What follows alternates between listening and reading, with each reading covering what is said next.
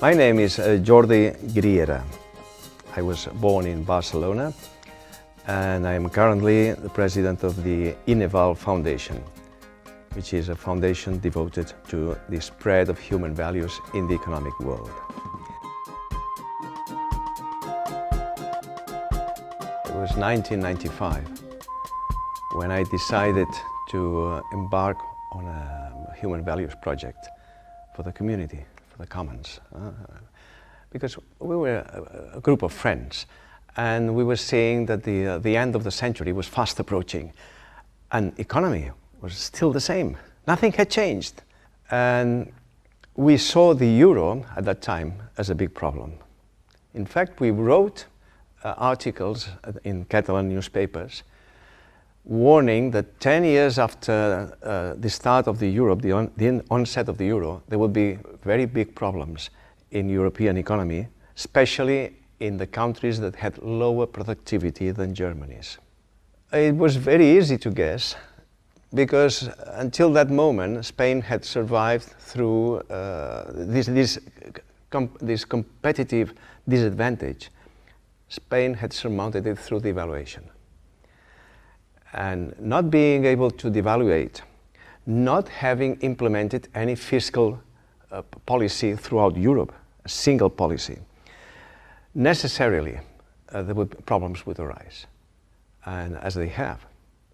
And the time was not something that we guessed just out of the blue. It was because we calculated the difference of productivity and multiplied until we thought, by number of years, until we thought it would be unsustainable.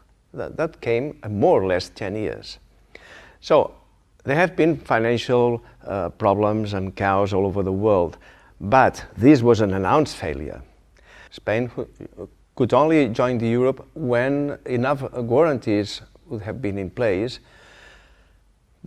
or mechanisms to surmount this differential in productivity. And they were not.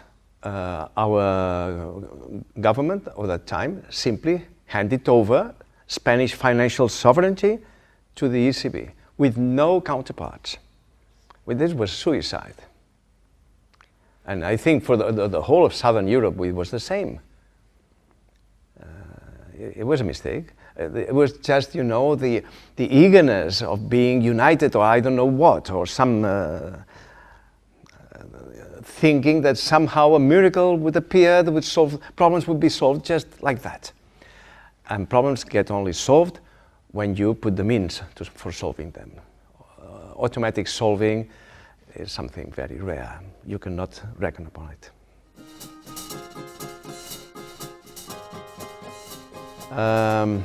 This coiling back of the economy, I don't think it's necessary because people forget that the natural resources are limited and they are getting exhausted. But there is one natural resource which is inexhaustible, which is man's ingenuity. Man and woman, of course, man at large, ingenuity. So we are going to continue to devise new ways and probably the economy can still grow. What is not going to grow is the requirement for manpower. Because precisely this ingenuity causes automation to go on and up and up. And that means decreasing labor time. The unfair thing there is that all the savings of this productivity are only for a few guys who own the capital. Why? Why? A factory, my friend Chalot used to say that a factory is using many wheels for the production. Are they paying royalty for the wheels to the Chinese? Are they paying the community for using the road that their trucks are running on? No, they're paying maybe petty taxes, maybe if it's a toll road, of course they pay something, but normally they don't pay anything. Are they paying parents for so many years of elevating and educating the people that are working at the factory. No, they're just paying by the hour. What about the years of creating that worker out of nothing,